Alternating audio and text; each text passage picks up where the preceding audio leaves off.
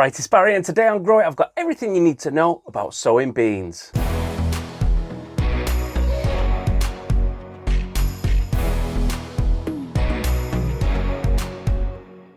We're at the end of spring and the ground is starting to warm up, so that means that it is the perfect time to start sowing your beans. I like to do a bit of a mixture of sowings. I sow a load in pots, which normally I'd have here in the greenhouse, but there's a mouse in here that's particularly good at finding my seeds and eating them, so I've got them hanging in trays in the polytunnel where it can't find them. I like to start my indoor pot sown beans in April to early May for a bit of a head start basically, but I don't direct sow beans until maybe late May heading into June, because beans really need the soil to be warm, and while we're still seeing temperatures fall into 4 and 7 degrees here in the northwest, it's definitely not time for outdoor beans. But looking at the forecast, we're due to be getting fairly consistent double figures temperatures overnight now, so I'm going to start my pot beans off today. I'll show you how I do that now with loads of interesting information about bean plants, so let me know in the comments if you have any favourite bean varieties that you like to grow, and if you have any tips as well, because it's great to hear all of your suggestions and they help out all of the other viewers as well, especially varieties that grow well wherever you live. Let's get to the desk. So here we go, I've got my big tub of seeds. Actually, I've only got the 2 varieties of beans, but they're on top anyway. I've sorted them out earlier on. I'll just get the lid off. Let's have a look. We've got Coco Bianco, which are just a normal standard white bean. And then I've also got this really nice looking dwarf French bean, which is a Bellotto fire tongue.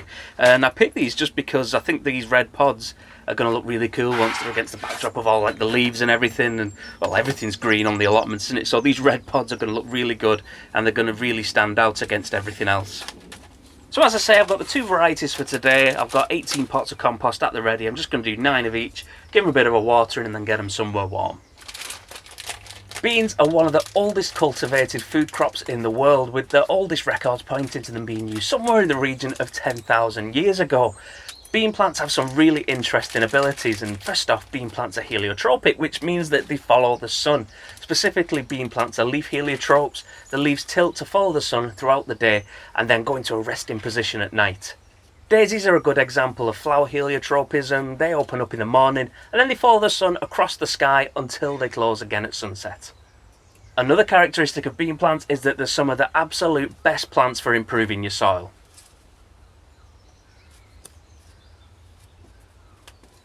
Fabaceae family plants, which include the different beans, peas and sweet peas, host symbiotic bacteria called rhizobia in the roots within special structures called root nodules.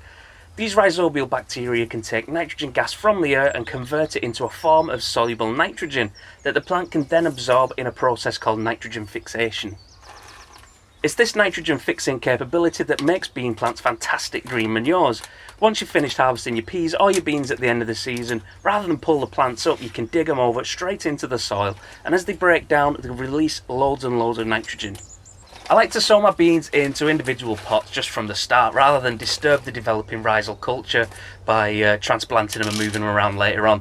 You could also use cardboard tubes or root trainers for growing them if you're a bit low on space, but I'm quite happy to just use pots and then cover them over while they germinate.